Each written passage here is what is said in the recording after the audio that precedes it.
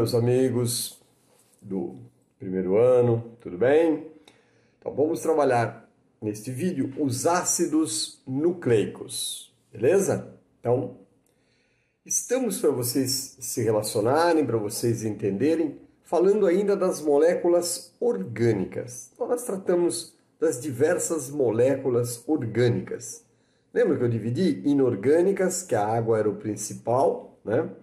E as orgânicas. Aí falamos das orgânicas, carboidratos, lipídios, vitaminas, proteínas. Tá?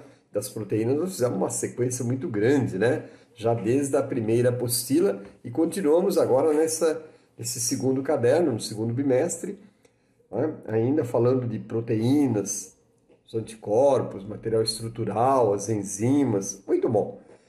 Uma das moléculas orgânicas mais importantes de todos os seres vivos são os ácidos nucleicos.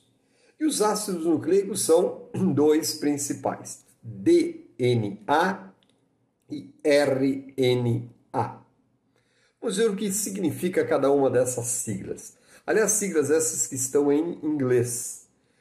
E não se admirem, não cause estranheza se começarem a ver essas siglas em português. Porque é uma tendência, né, de alguns vestibulares, de algumas faculdades, pedirem para que todas as palavras que podem ser escritas em português, para que sejam mantidas as abreviações, a palavra em português. Não é? Seria algo contra, né, o estrangeirismo. Mas isso é um assunto aí. DNA e RNA, claro, é assim que eles são mais conhecidos. DNA. Sempre que você for escrever como sigla, D maiúsculo, ponto, N maiúsculo, ponto, A maiúsculo. DNA. Maiúsculo, pontinho, porque é uma sigla. Em inglês, DNA, ácido desoxirribonucleico. Nossa, professor, palavra difícil. Ácido desoxirribonucleico. Claro que dizer ácido desoxirribonucleico é difícil, então acabou virando mesmo DNA. Mas veja, se você fizer o sequenciamento da palavra, não dá certo, né? DNA começa com ácido desoxirribonucleico, porque a sigla é em inglês. Se fosse em português, seria ADN. Então, se você ver ADN, você está vendo a sigla em português. Ácido desoxirribonucleico. E o RNA, é o outro ácido nucleico, é o ácido ribonucleico. Também em inglês, né? Ácido ribonucleico. RNA. Em português, ARN. Tanto faz DNA, ADN, RNA, ARN, não tem problema se a sigla está em inglês ou em português. 90% das vezes vai aparecer DNA e RNA. São os principais formadores do nosso material genético. Então, se você perguntar para mim, professor, nosso material genético, eu iria dizer para você cromatina ou cromossomos. Estão localizados no núcleo, se a célula for eucarionte, né, envolvidos pela carioteca. Se a célula for procarionte, claro, não tem carioteca, o material genético está misturado no citoplasma. Cromatina, na maior parte da vida da célula, o material genético está na forma de fios, parecem fios todos emaranhados, todos enrolados, não é? E a gente diz que o material genético está na forma de cromatina. Quando a célula entrar em divisão celular, seja mitose ou meiose, a cromatina se transforma nos cromossomos. Agora, cromatina ou cromossomos serão feitos pelos ácidos nucleicos. O professor caiu na minha prova qual é a composição do nosso material genético, qual é a composição da cromatina ou dos cromossomos. Eu responderia assim, ó, principalmente DNA, RNA e proteínas histonas. Então, o nosso material genético, o nosso DNA, é formado por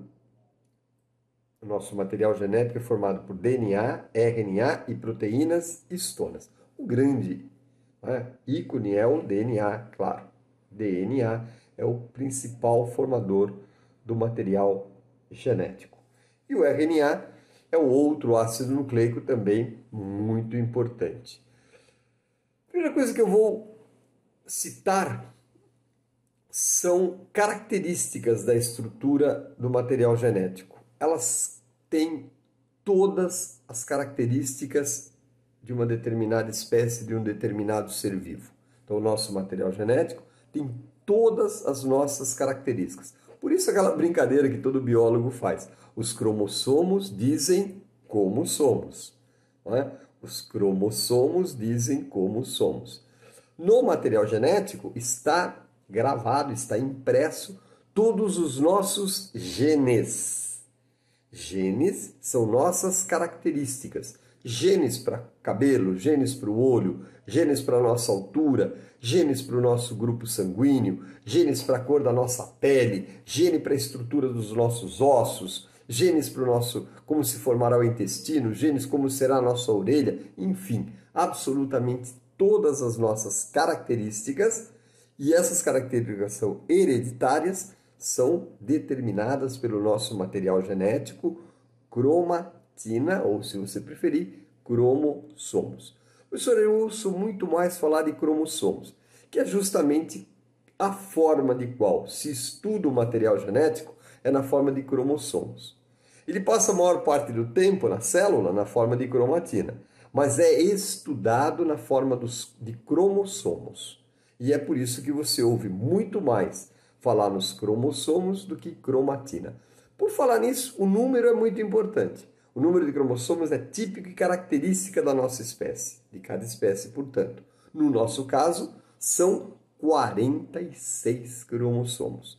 Lembrando que nós dizemos, na verdade, que são 23 pares. 23 cromossomos vieram do papai, via espermatozoide. 23 cromossomos vieram da mamãe, via óvulo.